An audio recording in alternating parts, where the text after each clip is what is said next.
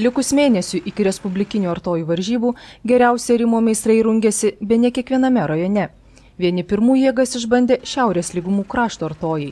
Pasižiūrėję į kaimynus, Pasvališkiai artojų varžybą surengė antrąjį kartą, bet tikrai ne paskutinį, mat įsitikinę, kad tai naudinga žemės ūkio reklama.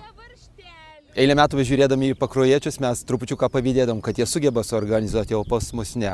Ir Pasvalyje Žemės ūkio konsultavimo tarnybos, Pasvalio rajono savivaldybės administracijos žemės ūkio skyriaus,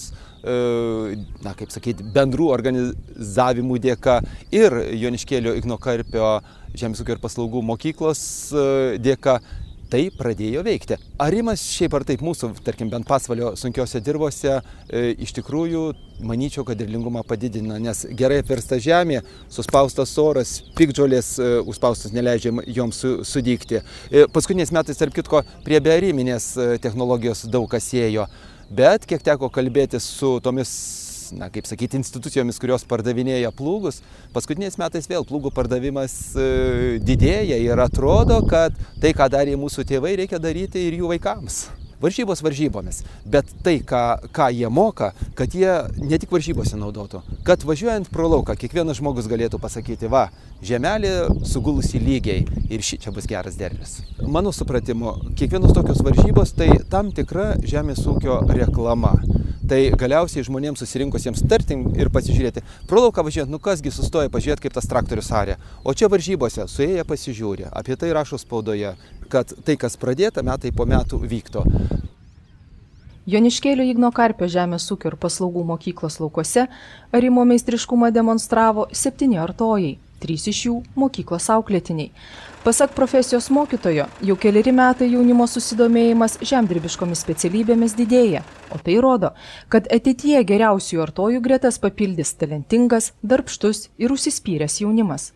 Mes jau antrus metus iš eilės organizuojam su Pasvalio rajono konsultavimo tarnyba. Aišku, yra abipusė nauda ir aišku, ir mums be galo, smagu, kad mūsų jaunimas pasimoko iš ūkininkų. Vis tik pas ūkininkus, aišku, yra didesnė patirtis, bet mūsų moksleiviai irgi, ne taip jau blogai pasirodo tose rajono varžybose.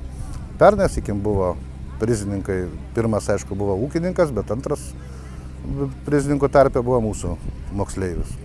Kad sąlygos būtų vienodos, varžybų dalyviai 20 arų ražienų laukarė tradiciniais plūgais.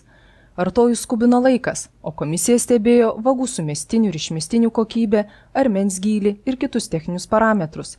Kaip ir pernai, pirmąją vietą ir geriausiojo rajono artojo titulą bei teisę dalyvauti Liepos mėnesį vykstančiose respublikinėse varžybose iškovojo Vilius Tinteris, daugiau kaip 10 metį valdantis plūgą. Iš moksleivių nepralenkiamas buvo antrakursis Jonas Guobužas, taip pat turėsintis savo meistriškumą dar kartą įrodyti Lietuvos arimo meistrų varžybose. Nugalėtojai įsitikinę, kad sėkmingą varžybų baigti vis tik lemia patirtis. Reikia atsiduoti savo darbui, nuoširdžiai dirbti, sugebėti, turėti potraukį, nes nuo arimo viskas priklauso. Kuo geriau suarsi, tuo lengviau bus žemę dirbti ir derlius geresnis bus. Praktikos savo ūkyje yra, tėvų ūkyje. Daug jau ariu, nebe pirmi metai, nes pernais, kai dalyvau, užėmiau 3 vietą ir teko dalyvauti respublikinėse varžybose.